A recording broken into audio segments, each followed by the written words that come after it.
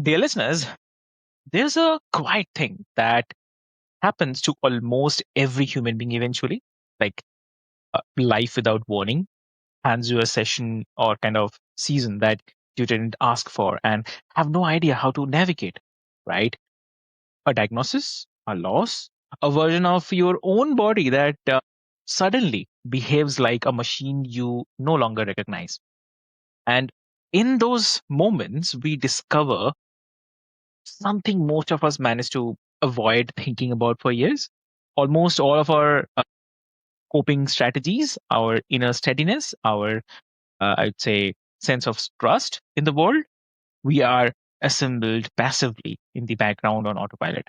So we never actually build them on purpose. And when the storm finally arrives, we find out exactly how much weight that quietly assembled the inner structure that can actually hold. So, hey, dear listeners, welcome back to another powerful episode of Mind Meets Machine. I'm your host, Avik, and today the machine we are going to talk about is not outside us. It's I'd say mostly it's kind of two of them really, that the biological one and the human body that holds us together until it suddenly doesn't. And the inner one, the architecture of resilience, we either build on purpose day by day or forced to assemble in the middle of a crisis when we needed it most, right? And we are going to talk about all of this with someone who has lived inside both the versions as a nurse and as a patient, and somehow come through it with a message that's worth a lot of people's time tonight. So please welcome my guest, Jenna Schut. So welcome to the show. Thank you so much for having me. I think that you did a beautiful job introducing the thought of what we train for and what we are ready for is how we are going to practice and how we're going to act in the middle of crisis. And I really talk a lot about that. So thank you so much for the introduction. Thank you so much. And dear listeners, like before we delve deep into the discussion, very quickly, I'll just introduce you with Jenna. So she's a former cardiac registered nurse, an author, and a speaker who helps people build the faith, endurance, and resilience in the hardest seasons of life. So she walked through chemotherapy and a bone marrow transplant while raising young children, and now teaches a practical faith centered approach to staying anchored when life stops behaving the way you planned. Yeah.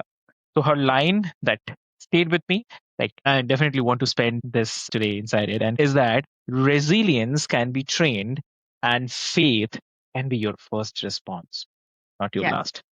Right. So I can't wait to discuss more in details about it. So, dear listeners, I'll not take much of time. Let's get started. Welcome to the show again. I'm really, really honored to have you here. Thank you so much. And I'll just talk a little bit about my story just to start with. And you kind of already mentioned quite a bit of the story, but I was a cardiac nurse before all of this started. And shortly after my second son was born, I ended up with a horrible infection, ended up in the step down unit right next to the ICU, where they were telling me that I was septic and that I had organ involvement if I didn't get treated. So really my journey starts there because during that time in the hospital bed, I had lots of faith knowledge. So I had grown up in church. I had read all the Bible verses. I had been to the Sunday school. I'd been to the VBS. I'd been to all of those things and I had that knowledge of faith.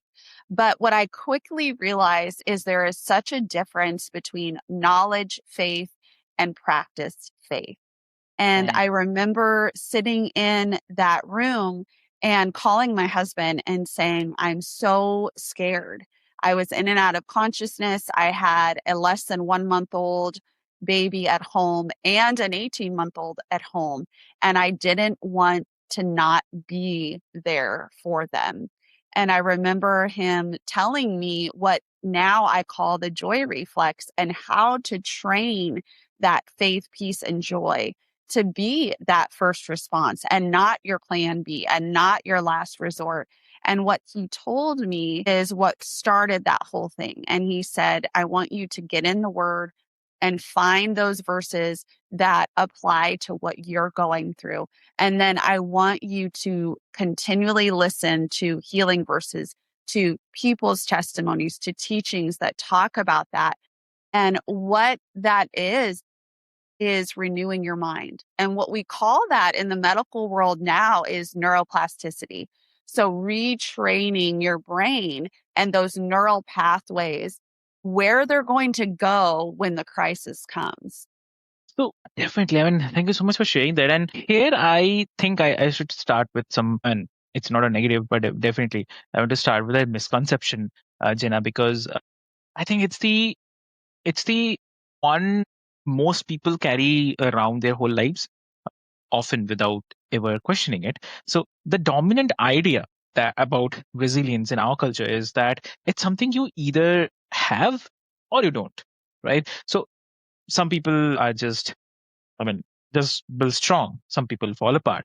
And the line between the two is mostly genetic, or I'd say temperamental, or about the family you happen to be born into. But your entire thesis pushes back on that hard. So if you can just share like, what do most people fundamentally misunderstand about what resilience actually is and what trainable really means when you say it? That's a great question because I think a lot of people do look at faith and peace and joy and Mm, resilience and endurance and all of those things as character traits, or they look at them as, like you said, you either have them or you don't, or you have something inside of you that's either going to be able to push you through these crises or you're going to fail and be crushed under the weight of them.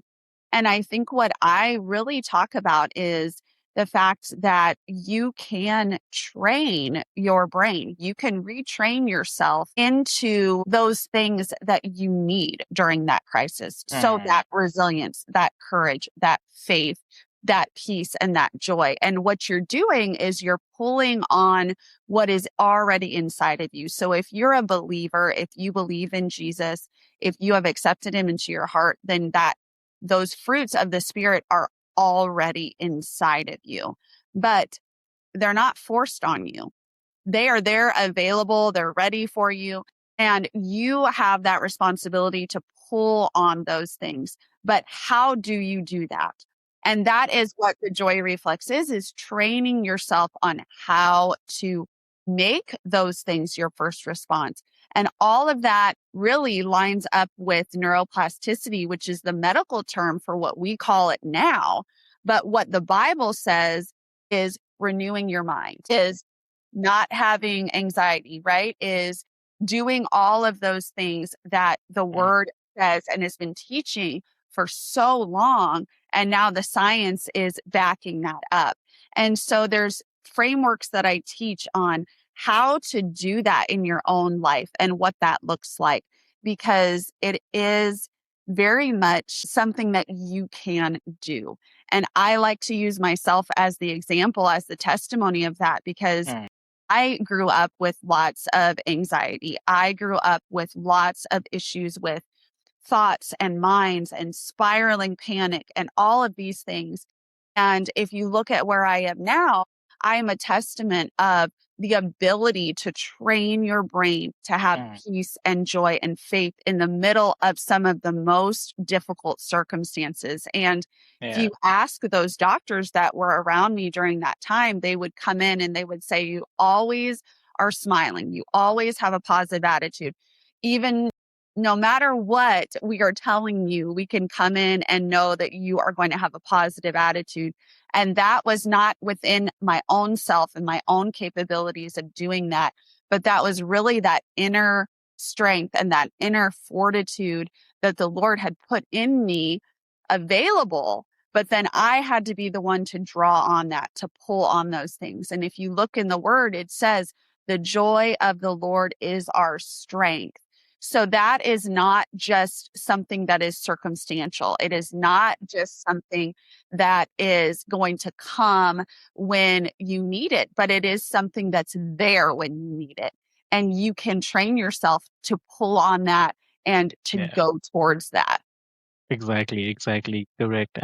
And the moment you yourself realize that resilience was not an innate quality that you had, or maybe didn't have, but something you'd had been quietly building all along. So, what was that recognition like?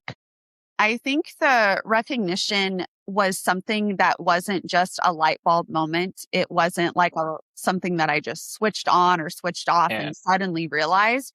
It was something that was built throughout the time that I was diagnosed through chemotherapy, through stem cell transplant, and raising young children during that whole time. So when I was diagnosed 7 years ago, both of my babies were still in diapers. I had two very small children, and the realization of this before and after, where you're a mom, you are a caregiver, you are a wife, Mm. and then you get flipped into this after of now I'm on oncology patient, I'm a stem cell transplant patient. I am a survivor. I live with chronic illness. And to have that before and after switch, you don't realize in the moment what you're building, but then you look back on it and you say, look what the Lord brought me through and how he taught me in his word what to stand on and how to do these things that I didn't know I had the strength to do in the time, Mm. but he supplied that strength as I was willing to walk through it in him and through him. And I think that those are things that are so important to know. And a lot of things that I talk about is you don't have to Mm. walk up the whole staircase. So if someone was saying, I just want you to take the next faith step, which is something I say a lot, no one would look at a full staircase and expect you to jump from the bottom to the top in one leap. Yeah. And a lot of times that's the pressure we put on ourselves in faith and peace and joy, that we need to just go from the bottom to the top without taking any steps in between. And if we don't, we put this guilt on ourselves, like we're not good enough. We're not doing it right. We can't be moving forward. But I like to say, just take the next step. And then just take the next step after that and the next step after that. And after a while, you'll look back and you'll see how many steps you have come just by taking the next faithful one after the other. And that's really what I teach in the framework that I talk about when I say that you can train yourself by taking the next faithful step at a time. Quite interesting. And trust me, I have to say, I mean, this actually tracks because what you're just naming, I mean, gently, it's that the resilience is not a kind of personality trait. It's the architecture, and like any architecture, it can be built on purpose with care before you need it, or it can be kind of assembled in the middle of a storm. So, yeah. So, I mean, thank you so much for sharing this that you shared. And if we just go a bit deeper, because there's something genuinely rare about your perspective. You stood on both sides of the medicines as a cardiac nurse. You were one holding the hand, watching the family, reading the monitors, and then in a season you didn't choose, you became the patient. So inside the same medical machine, you used to operate from the other side of it. So if you can share from that, like what did you see from the patient side that you didn't fully see or maybe fully feel from the nurse side? I love that question because when I was a nurse, I took Hmm. care of patients in some of the most difficult moments that they would have experienced.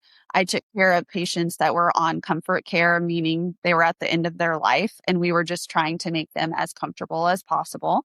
And I dealt with not only them as a patient, but their family Hmm. members that were in the room with them while they were going into this transition. And I also was a cardiac cath lab nurse, meaning I was in the room when patients were actively having a heart attack and dealing with those patients' thoughts and concerns and fears during those times that are very intense. They're very scary. It's a very fast pace. We're moving very quickly to try to help them as soon as possible. And to be the nurse on that side and say, I've got you. I'm here with you. I'm not going to leave you. I'm here to answer your questions. I'm here to make you as comfortable as I physically can while you Hmm. are here. And then to have that flipped. And then I'm the patient in the bed who's having the nurse talk to me and reassure me. And you see things from a whole different light. And I think some of the things that you see more clearly is the empathy for the patient that's in the bed. And you have as much as you can have until you've lived it. Yeah. And then you know what things make such a big difference. And that can be something as small as just a kind word or a smile or Mm. something as simple as just sitting with me during a rough patch or a rough time, holding my hand, praying with me. I had so many nurses and caregivers that were just helpful in that way to just be with you. And there were days and many times when I was in the hospital for weeks at a Mm. time and my family couldn't be there 100% of the time. And so I was alone. And the nurses would recognize that and just be able to stay with me and let me know that they were there. And I think that those things are so important to have that feeling of I'm not alone. And so to go from the nurse trying to be that for my patients to the patient who needed that nurse Mm. is such an eye-opening experience. And I hope that I can put that into not only other caregivers, but also people who are in the bed too, that I've been where you are and I feel what you felt. And I want them to know that there is hope, that there is something that you can do for yourself to train yourself to choose that joy, and that joy is not circumstantial. You can have it in spite of where you are at. I've had it Mm. right there in the hospital bed, and you can have that too. It's accessible to you too. So, if you can just say more about it, because I think a lot of people who are walking through a medical experience right now would benefit from understanding like what you wish someone on your old side had understood. Yes, I think that when I first started training this response, you don't know what you don't know. And so I had to learn that we don't choose joy because everything feels good, because our circumstances are great, because Mm. our circumstances are going to necessarily change. When I was Yeah. diagnosed, I was told this is treatable, but this is not curable. There is no cure. I was told there is nothing that we can do to take this away forever. And to stand in that truth as a young mom and as a 30-year-old when I'm being told this is extremely rare. Most people who have this don't get diagnosed, don't have it until they're in their late 70s. And all of these things are being told to me. And to say I had joy in the middle of that, which is what I can say. I can say that from the honest truth that I had joy in the middle of that. But it wasn't based on anything that I was being told in the natural. It couldn't be. Because look at the things I was being told, the things that I faced, the things that I went through. And to say that I still had joy in that. But how Mm. does that look? And some days joy looked like just listening to worship music in my hospital room. Some days it looked like being able to speak just one verse over my life, one thing that I was believing for. Some days I was so weak, I couldn't do that for myself. And so I had people who loved me who would just sit there and read to me and talk to me and encourage me. And a lot of days it looked like deciding that fear was not allowed to lead me or narrate the entire story, that I wasn't going to walk this out in complete panic every day.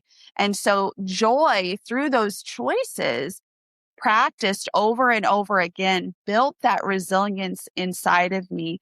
And it became not an emotion, but it became a trained response and a trained reflex. And that's why I call it the joy reflex, because if you think of a reflex, it is something that is done without thinking.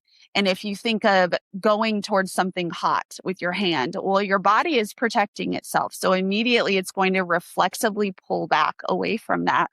And so training your brain, that neural pathway, training that to go towards joy is quite seriously training it to be a reflex. So going from a fearful thought, a panicked thought, and you train it to go towards joy, to go towards those peaceful things. So your brain goes there as a trained response, and it becomes that through training. Amazing, amazing. And also, if I ask, like, if I turn directly towards the line of yours that I can't stop thinking, faith can be your first response and not the last. So that's a quietly powerful one, because so much of the way the world talks about faith, it treats like it is as a thing that you reach for when nothing else worked. And the last drawer is in the cabinet, and you are putting it in the very first drawer. So from there, if you can just share, like, what does faith centered but kind of practical actually mean to you? Yes. So I think it's really important to say that when you treat faith as a last resort, it's very similar to me as trying to learn how to swim when you're already drowning, or swim when there's a giant storm and there's Hmm. all these huge waves that are pushing Yeah. against, right? Trying to learn how to swim in a crisis. It's so much more difficult to learn how to swim then than it is when you're in the calm waters. And so when we do that with faith and we have this look at, I'll use it when I need it, I'll build it when I need it, we create this difficulty when we actually do need it, because we are already drowning and we are trying to train this thing that we don't have yet. So my advice and my framework is to train your faith now. Train it now and make it a response, and make it something that you go towards in the calm Hmm. and in the storm. And so when there is those storms, when there's that diagnosis, when there's that financial crisis, that grief, those relationship issues that come up, and everyone's going to have a different reason to need their faith. And I like to say that because it's not just for healing, it's not just for hospital rooms, but it's for your own house. It is for car rides. It is for anything and everything that you need it for. But when you train it as, this is my first response, it's what I'm going to go towards first, it becomes so much easier to reach for in the hard times. It's something that you will go for as your first thing and not your plan B. Not when everything else has failed, when there's no other hope, I'll reach for it, but reach for it immediately and walk in that peace and walk in that joy and walk in those things that is available to you when you have that ready and able to meet you in those places. Exactly. Yeah. Yeah. So if you have to give one advice, one concrete advice to the listeners today, what that would be? Think that the best thing that I can tell somebody who is maybe going through a difficult time right now, Hmm. or is seeing another person go through a difficult time right now. So I know that my mom watched me go through many, many things. She was one of my biggest caregivers, and Hmm. so was my husband. And it is one of those things where when you are watching someone else go through it, or you're going through it yourself, what is going to stick with you? And I want people to know that you don't have to wait for a crisis to train your faith, to train your resilience. And these small choices, these one steps, the next faithful step, those choices that you practice right now Hmm. become those pathways that you will reach for later, and that you don't have to have guilt or shame if fear shows up, because fear may be your first feeling, but it doesn't have to lead, and it doesn't have to be the final authority over your life and over your situation. Okay. That's okay. And if listeners wants to connect with you, what will be the great medium to connect? Yes, you can come and connect with me through my website. It's jennaschut.com, first name, last name.com. And I have all of my links to my social media. I have access to free faith tools that you can access at any time. And I have a subscriber email list that will send free monthly devotionals right to your inbox.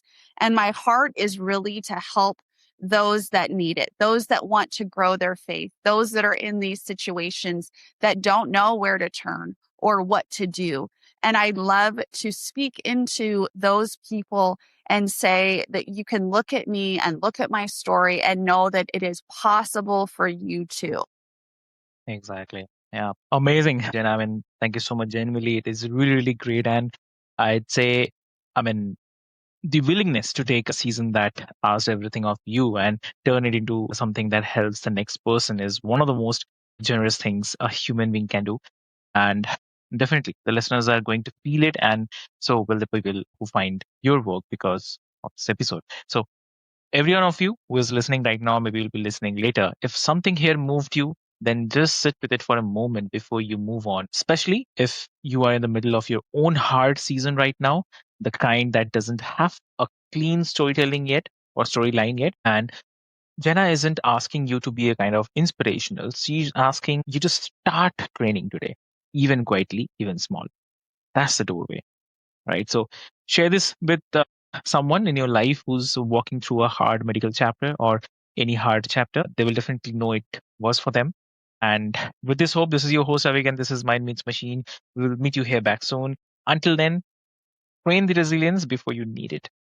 Anchor the faith before the storm.